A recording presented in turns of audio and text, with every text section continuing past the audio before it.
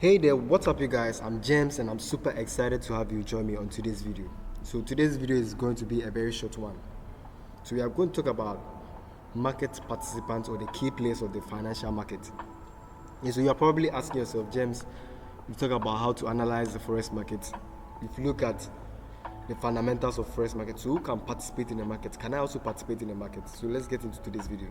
The forex market was introduced in 1972 and until the early 1990s, the forex market was made available to only large institutions.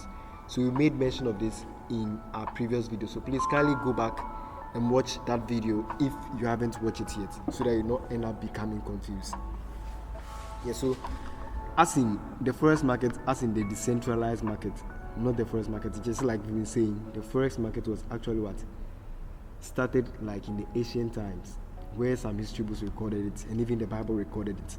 But when you're talking about the decentralized market, where you don't have to be in a physical location to participate, it started in 1972 and it was only made available to only what large institutions.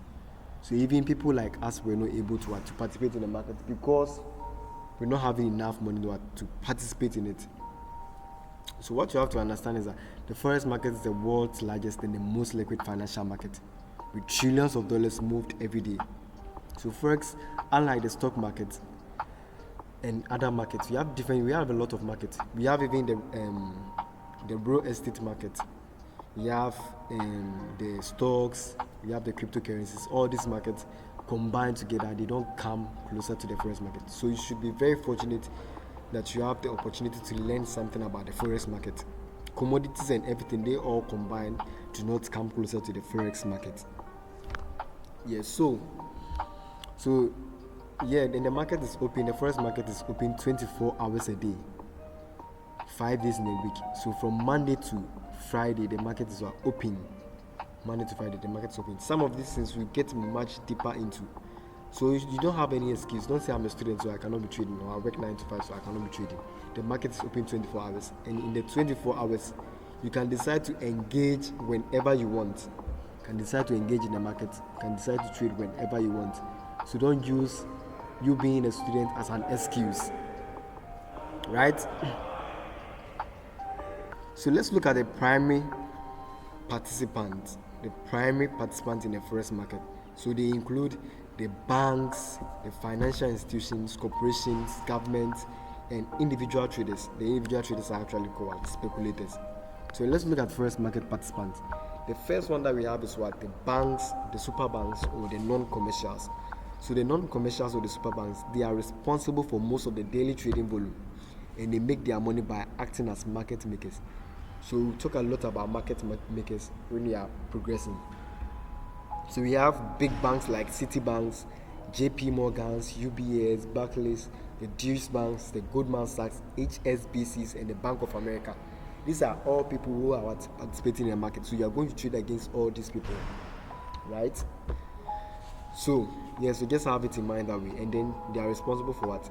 For moving. They can decide to increase or decrease a certain currency. So that's what you should have in mind, because they trade huge sums of money. They trade billions of dollars, as compared to us who trade like $10, $100, $1,000, $100,000. So they trade larger volumes. So the main goal of the super banks are to make money. So just like they are trying to make some profits, that's how they also make money. So if you pay, like if you save in the bank, you see that at the end of the month or at the end of the year or something, they give you interest. That's how they're able to get you those interests. They also participate in the market in order to get profit, so that they can share with to their clients. So these are the super banks. The next one we can talk about is the large commercial companies. So the large commercial companies are very big institutions. Like we can talk about the Nestle, we can talk about Netflix, we can talk about Amazon. So these people, what you notice is that they are not in the market to actually make money. What they are doing is that they are hedging against their risk. So they pay their workers, so they have to make sure the currency that they are paying their workers in is not going to depreciate, because at the end of the day, it's going to affect the company, right? Plus, they also deal with, let's take a company like Nestle. They deal in cocoa, so they will be exchanging their money. Let's say a Nestle Bank from, I don't know where they are, but if they are dealing with Ghanaians in terms of like CD and dollar, and then maybe if the dollar is losing strength and all that, to be affecting them, as in they are going to lose much more money. So always what they put money in a country, and then it's like I told you, currencies depreciate and increases as a result of what supply and demand. So they either put more money into the ecosystem, or they take more money from the ecosystem to make sure that the currency is in a good shape, so that it will not affect them. So with the large companies or the large commercial companies, they are not in the market to make money. They are just hedging against their risk so that they will not be at a loss.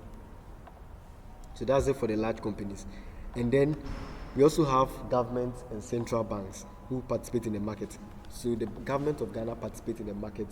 The United States also participate in the market. They are what? They are trying not to still on supply and demand. So you hear that a certain currency is depreciating, it's as a result of what?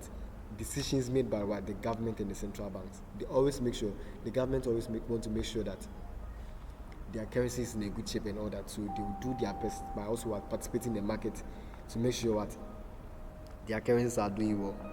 Yeah, so that's it for the government and the central banks. The central banks, the most popular one is the Federal Reserve of the United States. You can also talk about the Bank of England. So there are a lot of central banks. The Central Bank of Ghana is Bank of Ghana. So these are all people who are participating in the forex market. The last group of traders that we have is, we call them what? Speculators. So speculators are specifically based on what? Price fluctuations. So it's called speculation because there is a level of what? Uncertainty involved, since no one knows for sure whether a currency price will go up or down. So with speculators, we don't necessarily know where the price is going to. We are just what? Speculating. Because unlike the government and the super banks and the non-commercials, they are trading huge sums of money, and they have huge sums of money, so they can know what? They have more information than we do. These guys have more information than we do, so they can know where the market can possibly go to. But for speculators like us, because we don't have access to a lot of information, the only access we have is what? This chart. We make our decision only based on what this chart is telling us.